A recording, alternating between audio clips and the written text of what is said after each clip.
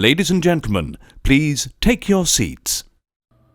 You know, it's genuinely hard to have those quote unquote uncomfortable conversations when the topic of it is sitting in the room next to you. And you know what? If you're within the sound of my voice, that must mean you are in the seats with once more. As always, my name is Dave Voigt, and I'm the host of this podcast where we sit down with a wide ranging variety of entertainment industry professionals and we pick their brain about current projects, state of the industry, how they got started, and so very much more in a light and in a conversational fashion. And you know, if you like how we do things around here, I'm going to go out on a limb and assume that you do, because quite frankly, you're listening. And if you are, hit subscribe. Give us the thumbs up, give us the like, the 5-star rating on your podcast provider of choice. We're available everywhere. Places like Apple, Amazon, Spotify, Google, and plus we archive every single one of our episodes over at our In the Seats YouTube channel. So if you can give us a like and subscribe there as well, we'd absolutely appreciate it. Also, don't hesitate to check us out on social media. We're on the Facebook, we're on the Twitter, we're on the Instagram, we're on the TikTok, we're on the Letterboxd, and I even think we're on the Tumblr for all sorts of fun updates. And finally, and I do dare say most importantly, please pay us a visit over at In the Seats, intheseats.ca for all the latest and greatest from the world of film, television, basically the moving image at large. Because guess what? If we love to watch it and write about it and talk about it, we love it even more when you come by and read about it and listen about it. So please, pay us a visit. On this episode, we've got a really, really interesting film. It is on video on demand platforms now. It had its theatrical run. It's a little piece of CanCon, and it's called Bystanders, which really delves into some difficult subject matter. Specifically, like, what do you do if a loved one, a friend, a family member does something heinous that you just hate? And, like, do you support them? Do you shun them? What do you do? And I mean, it's a group of childhood friends who are now in their 20s. They get together for their traditional spring getaway and are forced to confront a big issue and the quote unquote elephant in the room, which happens to be Justin, who is connected to all of them in one way, shape, or form, either a roommate, a brother, a friend, a fan, a love. It's it shows how, as we grow up, relationships get complicated, and we had the unique pleasure of sitting down and talking with the co-writer and director of the film while she was on her theatrical tour across Canada. Her name is Koumbie, and we asked about the origins of the story and just sort of the issues therein that this film really deftly kind of examines and tackles. And again, this is really an interesting piece of Canadiana, which I do recommend you go check out on video on demand platforms now. But first, enjoy our talk with Koumbie, because between you and me, it's a darn good one. Thank you so much for the time today. I really do appreciate this. Oh my gosh, no, so happy to be able to chat. Now, I mean, obviously, congratulations on the movie. Like, I absolutely loved it. I mean, it got me in the sweet spot, I'll be honest, because I mean, it's telling something very genuine that's going on today. But I mean, with the layers that were on top of it as well, it just made me appreciate it all that much more. Like, I guess my first question for you is, like, walk me through the origin of this story on your end. Yeah, I mean, I love ensemble pieces. I love found family. I love chamber pieces. I love those sort of isolation films. So that was always something I was really interested in exploring. And I also love actors, so I knew that I wanted something that was sort of a character piece kind of thing. But in terms of this particular story, unfortunately, it was something that was actually coming up that we were dealing with in our personal lives. And then we discovered other friends and other communities were also dealing with it. And so we just kind of felt like this is happening to so many more people than we realized, and no one's talking about it.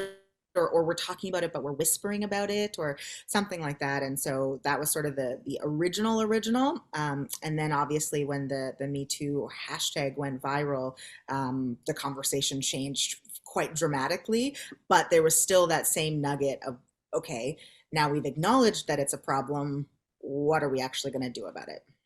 For sure. For sure. I mean, when you started delving into it and really sort of fleshing out the script, I think what I appreciated the most was obviously the social justice aspect of it on one end, but on the other end, sort of the juggling of the humanity of it at the same time. Was that always a big point that you wanted to get across? Majorly, yeah. I think, we've got a lot of stories about the survivors and the perpetrators, and it's so easy to just write them all off. But a guiding principle for us was the statistic that 1 in 4 women will experience some kind of sexual violence.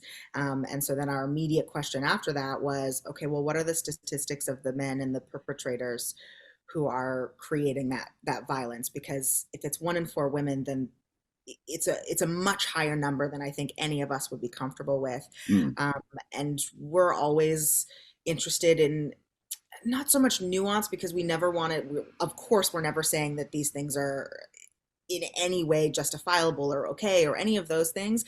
But two things can be true at the same time. And so the question of Justin being a monster was something that we wanted to explore, because it's not easy.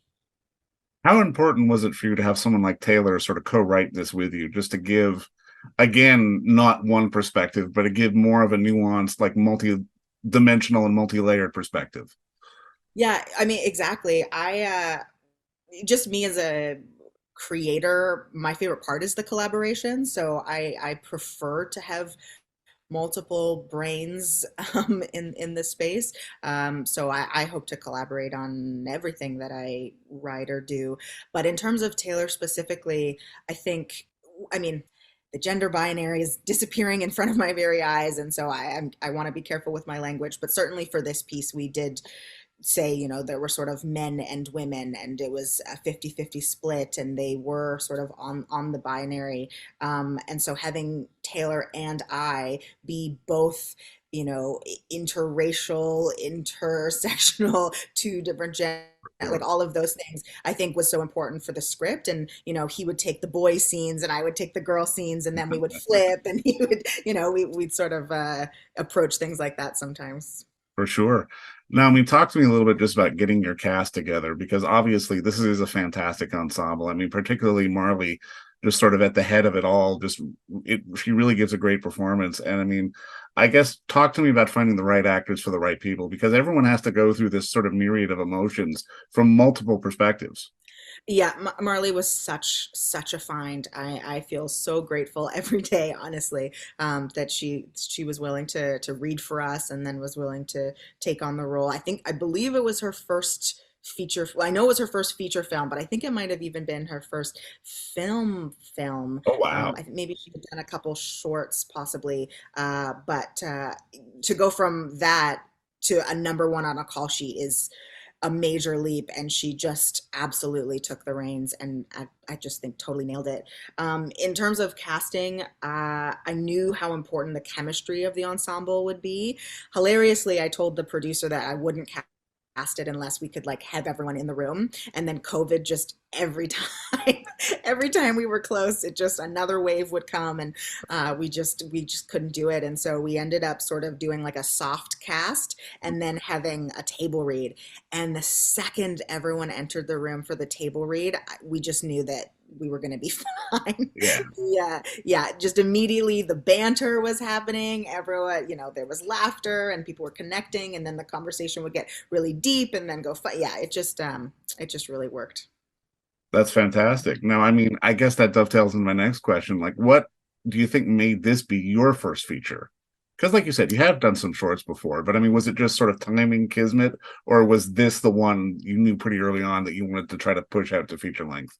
I think both, to be honest. I think when Terry Greenlaw, who was our producer, she actually gave me my first professional directing job on a show called Studio Black, and so that's how I knew her. And she really cares passionately about emerging women directors, emerging BIPOC directors. And so she basically asked if we had anything that we wanted to develop, if I had anything that I was interested in developing, and if she could support. And this was the one. This was the only one that felt like it had legs. I was interested enough in it. It felt very daunting to do a feature of anything. And so this was the one that felt like there was enough meat to it, that I could kind of sink my teeth into. And of course, Taylor felt the same. So that sort of started the development process of it. And then, of course, with the Me Too movement, we took a pause to see if it was still relevant or appropriate to do in the current climate. And once we decided that it was, we kept going. And so I remember joking that everyone said it would take 5 to 10 years to do my first feature, and I was like, I don't have the attention span for that. I couldn't possibly, like, that sounds insane to me. But that's exactly how it happened. That this is the one that was interesting enough to me, and I just kept coming back to it. Now, then that dovetails into something else I always like to ask. Now that you've done a first feature, like, is there anything you wish you had known at the beginning of the process that you know now? Oh, a million things. What do I not wish that I'd known? I mean, it's really important to me for most things that I do to sort of create my own definition of success for that particular project. And so for this one, I knew that I couldn't be focused on if this kind of tour theatrical thing would happen. I knew I couldn't even think that way because it would just be paralyzing for me personally. And so creating my own definition of success was really just that I wanted to learn. I wanted to grow as a person, as a director. And I also wanted to have fun. That was on the list of what it would be to succeed with this project. And so yeah, absolutely. In those respects, I 100%. I still watch it now, and I'm like, oh, I would do that differently. Yeah, it would be a totally different movie if I were to make it now. But also, maybe not. I don't know. And I mean, the theme of growth obviously is a big one, not just for the characters, but I mean, it feels like for everyone involved in this film, because I mean, just in watching it, another theme that I picked up on which I loved, was just sort of that idea of nostalgia and that idea of how we hold on to it, and just sort of how ultimately friendships and relationships come to an end. I mean, it's not necessarily a bad thing, they just run their course. And kind of holding on to that quote unquote nostalgia can lead to a lot of toxicity. Like, was that a big thing for you to try to push forward as well? Absolutely. I mean, I think we all have narratives about who we are, Yeah. and they can really truly hold us back, I think. And so I think three of the six characters at some point in the film say something along the lines of, I thought I was this one person, and now I'm finding out I'm not not that person. And I think that is sort of required for growth. It's like that, denial thing that holds you back. And in terms of the nostalgia, I just think so much of who we are now was created as children, as when we were young, as the way we were grown up, and the environment and the way that society was at that time. And so as things are moving forward, we're sort of constantly having to decide, well, what are we going to leave, and what are we going to try and hold on to, and what do we even have a choice, or those kinds of things. And yeah, I think two things can be true at the same time, but it's complicated. Are you getting a lot of that complicated sort of narrative come out of this tour you're on now, with the Q&As you're getting to have with audiences? I've got to imagine that's definitely an experience in and of itself. I mean, the panels have been incredible. It's maybe not every filmmaker's dream, but certainly my dream, to be able to actually talk to people immediately after they've seen the film and sort of hear their thoughts, or hear what their first sort of initial reactions are to it. So that's been really, really incredible. And I do think, yeah, that people are going through it and thinking, oh, I thought I was, that one character, but then that other character said something, and then and so I'm, yeah, seeing the tension there, which is very fun. Would it be fair to say that this film and this experience that you want to share with audiences is more about asking questions than looking for answers? 100%. Yeah. I feel like I could get that on a t-shirt. I've said it so many times, but um, we had a bunch of questions and we put it into a movie. So we are not experts. And even if we were experts, there are some things that I just don't think have clear answers. And I think this might be one of them. Well, and that's the purpose of art, though, right? To create conversation and to generate that and to push that kind of thing forward. I'd like to think so. I like to think so too, but I mean, it's again, you hope and you pray. And I mean, especially when, as you as a creator, as an actor, as a filmmaker, put stuff out there, it's definitely got to be one of those things that can be a little daunting, but I mean, I'm kind of curious just to start putting a bow on this. And this is a silly question, but it's one I like to ask. Like, can you think back to your younger days? Was there kind of a movie or a moment in your life where the light bulb went off and said, okay, I want to be an actor, I want to be a filmmaker, I want to be a storyteller? You know, it's interesting. Taylor and I were actually talking about something similar.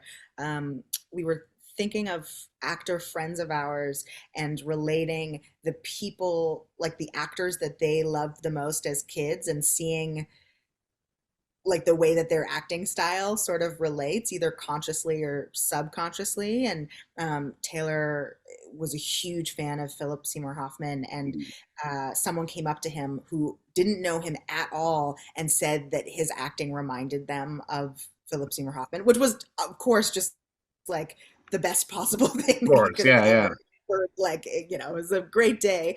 But it was just so interesting that, like, of all the actors, this person he looked up to was someone that they referenced.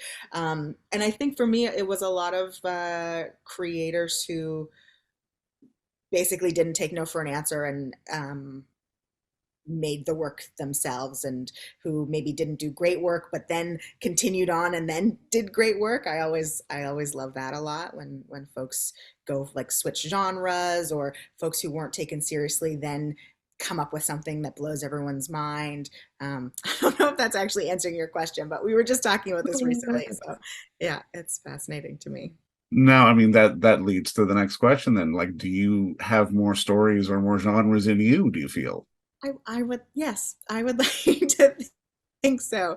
I was talking to someone who was like, there are directors who, uh, when you hear their name, you know what the film looks like, or you know what the film feels like, because they have such a clear voice and vision, that their films all sort of fit into a world, whether it's the tone or the atmosphere or whatever it is. And I don't think that that's me. I think I feel really drawn to story, to character, to performance. And I think that will take me wherever it takes me, whether it's a rom-com or a thriller or whatever it is. I don't feel particularly tied to a specific genre at the Well, moment. well, that's fair. And I mean, I think at the end of the day, especially with this film, the core of it is just humanity. And I mean, there's really it's the highs, the lows, the flaws, the scabs, the scars, everything else in between. It really paints a very human picture of conversations that are happening in the world today on many different levels. Hmm. Thank you. Yeah, that's what we were going for. Yeah. But I mean, just to again, just to bring it on home for you going forward, as more and more people see it. I mean, this is almost a bit of a hackney question, but I mean, what do you want audiences to pull from it, or is it just that openness to have the conversation, if anything? Yeah, I think that openness is probably the main thing. I think I just kept seeing it over and over, where people would sort of throw out these opinions and then sort of walk away, and it was like, yeah, this is bad, period, and then move on. And I think I'm just looking for a little more nuance, a little bit more understanding that this is so much more complicated than maybe we want it to be, and that ultimately to be part of a community means to understand, embrace, and accept that is everyone, and we can't actually leave folks behind. So yeah, that openness was probably the main thing. Yeah, no, we've been predisposed to thinking absolutes when really that is so far from the truth. And I mean, I think this film really does highlight that in such a fantastic way. And I mean, I can't wait for more people to see it. But I mean, Koumbie, obviously, thank you so much for the work, and thank you so much for the time today.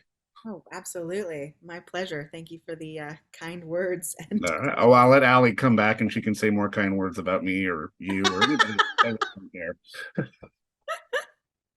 All right. Bye, everybody. You rang. Thanks, Dave. Have a Talk good to you day, soon. guys. Thanks, you thank you too. so much. And don't forget to visit our friends over at Bay Street Video for all your DVD, Blu-ray rental, or purchasing needs this summer, as they are still open for curbside and some mailing delivery as well. Over at 1172 Bay Street, Toronto, Ontario, Canada, you can give them a call at 416-964-9088. That's 416-964-9088. Or send them an email at baystreetvideoto@gmail.com for any of your DVD and Blu-ray needs.